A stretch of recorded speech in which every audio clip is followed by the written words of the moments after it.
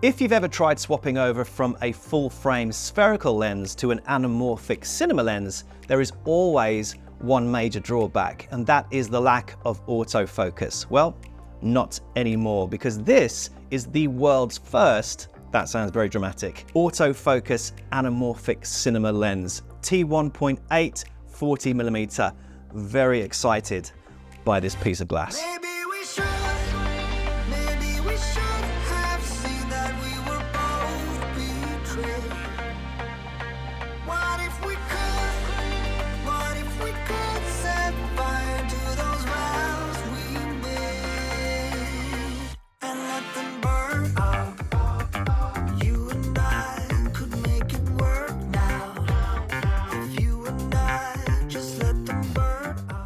I mean, look at the setup here. We've got a fully fledged anamorphic cinema lens on a full frame mirrorless camera with a microphone receiver mounted on one of the smallest pro gimbals on the market. With this setup, you're good to go. Now, the reason I love this lens so much is because any novice filmmaker can actually use this lens with little experience. You don't need to go and buy special focus pulling gear equipment or field monitors with focus peaking assistance because of that AF. It's 40mm, which is a perfect focal length for cinematography, and T1.8, which is generously wide for the price because this is an affordable piece of glass. Let's get into it.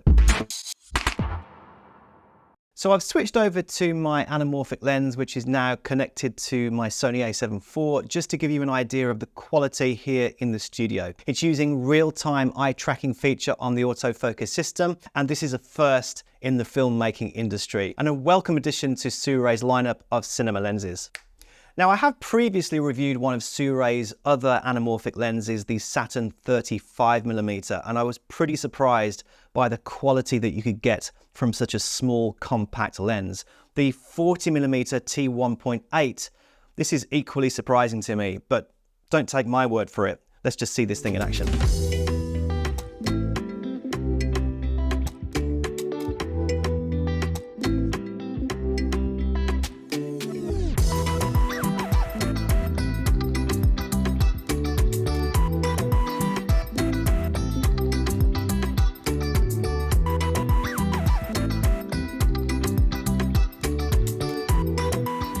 So autofocus is obviously a big selling feature of this lens. This was something I was keen to see if it worked and how well. I had heard reports from other YouTubers that the autofocus was slow and sluggish when locked onto a moving subject.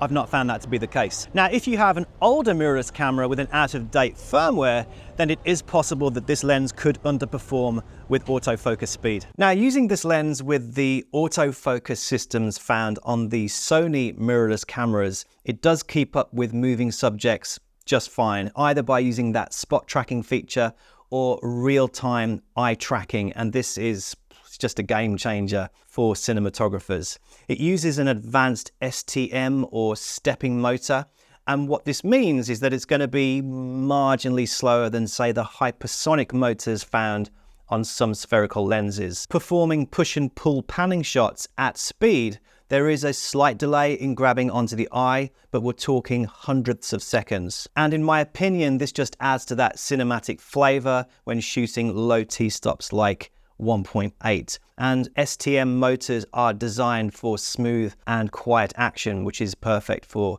videography. So even though I can't actually see what's going on behind the camera, I'm relying on that face detect autofocus tracking. So lens sharpness with this 40mm lens is, as you would expect from an affordable cinema lens, very sharp in that rule of thirds central square and softer towards the edges at T1.8. This is perfectly fine. A lot of editors in post-production will deliberately soften those edges for that cinematic look. Between the ranges of T4 and T11, you're going to get very good sharpness across the entire frame. Now, when you're buying an anamorphic cinema lens, one of the reasons for the purchase is undoubtedly lens flare, and if you've seen any of the Star Trek movies or Mission Impossibles, you'll have seen those cool blue horizontal streaks across the footage, and you've said to yourself, man, I want to create some of that magic too.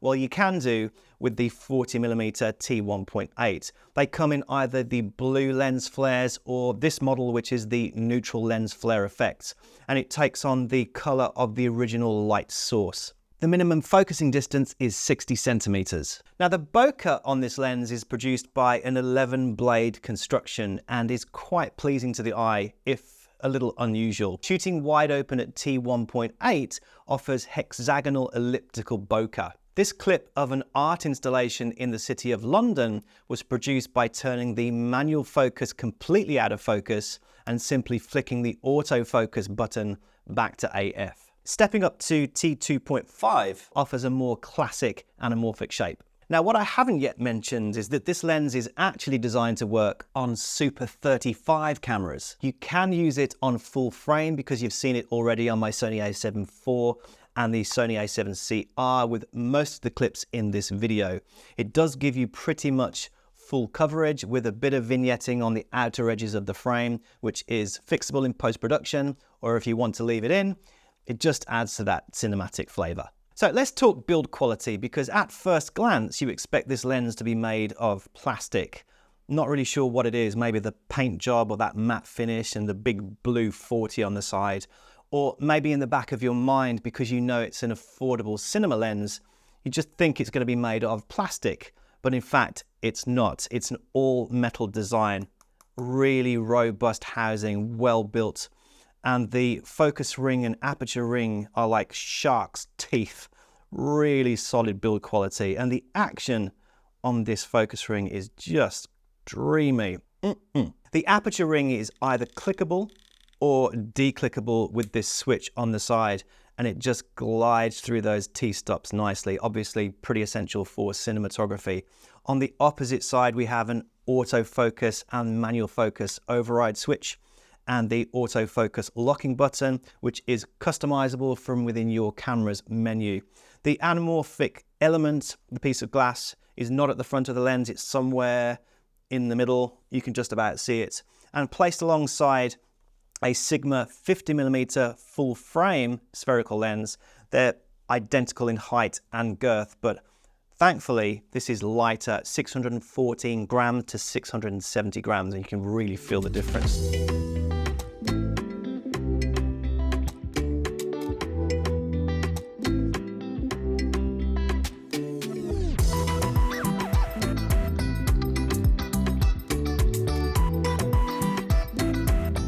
Is this the best cinema lens on the market?